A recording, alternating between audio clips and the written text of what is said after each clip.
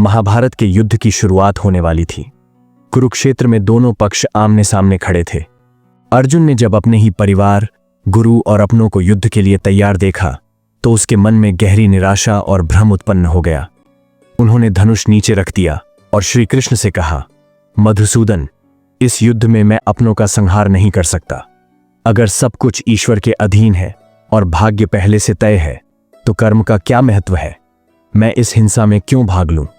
श्री कृष्ण मुस्कुराए और कहा, पार्थ, यह ब्रह्मांड कर्म से चलता है। केवल भाग्य पर विश्वास करना तुम्हें निष्क्रिय और कमजोर बना देगा। तुम्हें यह समझने के लिए एक कथा सुनाता हूं। एक बार की बात है, एक छोटे से गांव में एक ब्राह्मण वासुदेव रहता था। वह ईश्वर का सच्चा भक्त था और अपनी गरीबी से बहुत परेशान था। हर दिन वह भगवान से प्रार्थना करता, लेकिन उसकी स्थिति में कोई सुधार नहीं होता। एक दिन उसने तय किया कि वह जंगल में जाकर कठोर तपस्या करेगा और भगवान से अपने सारे प्रश्नों के उत्तर प्राप्त करेगा। वासुदेव कई दिनों तक कठोर तपस्या करता रहा। अंततः भगवान विष्णु उसकी तपस्या से प्रसन्न होकर प्रकट हुए। भगवान ने कहा, वत्स, बताओ तुम क्या चाहते हो? वासुदेव ने हाथ जोड़कर कहा, प्रभु, मैं जीवन भर आपकी पूजा करता रहा हूं, लेकिन मेरी गरीबी दूर नहीं हुई। कृपा करके मुझे धनवान बनाइए। क्या मेरी भक्ति का कोई मूल्य नहीं?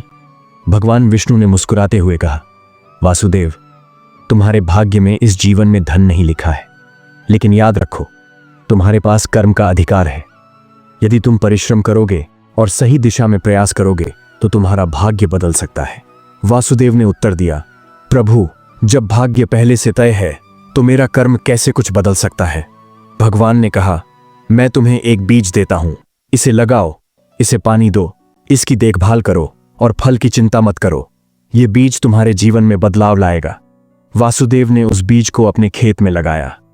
हर दिन वह उसे पानी देता और उसकी देखभाल करता।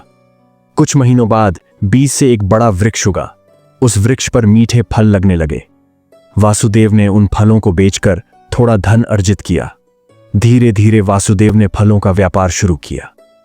मेहनत और लगन से उसका व्यापार बढ़ता गया। कुछ वर्षों में वह गांव का सबसे संपन्न व्यक्ति बन गया। अब वासुदेव को समझ आ गया था कि भगवान ने उसे भाग्य से भी अधिक महत्वपूर्ण शक्ति दी थी, कर्म करने की। यहां तक कथा सुनाने के बाद श्री कृष्ण ने अर्जुन से कहा, पार्थ, यह मत भूलो कि वासुदेव का भाग्य बदल सकता था, लेकिन केवल तब जब उसने कर्म किया। यदि वह केवल बैठकर प्रार्थना करता और कुछ नहीं करता तो उसकी गरीबी कभी दूर नहीं होती। यही कारण है कि मैंने गीता में कहा है, कर्मण्येवाधिकारस्ते मां फलेषु कदाचन मां कर्म फल हेतुर्भूर्मा ते संगोस्त्व कर्मणि। तुम्हारा अधिकार केवल कर्म करने में है, फल पर नहीं। लेकिन इसका अर्थ यह नहीं कि तुम कर्म न करो। भाग्य केवल उन्हीं का साथ देता है जो प्रयास करते हैं। श्री कृष्ण की बातें सुनकर अर्जुन का मन शांत हुआ।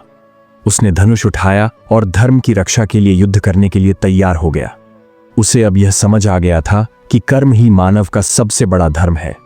इस कथा से हमें यह शिक्षा मिलती है कि जीवन में भाग्य का महत्व है, लेकिन कर्म का महत्व उससे कहीं अधिक है।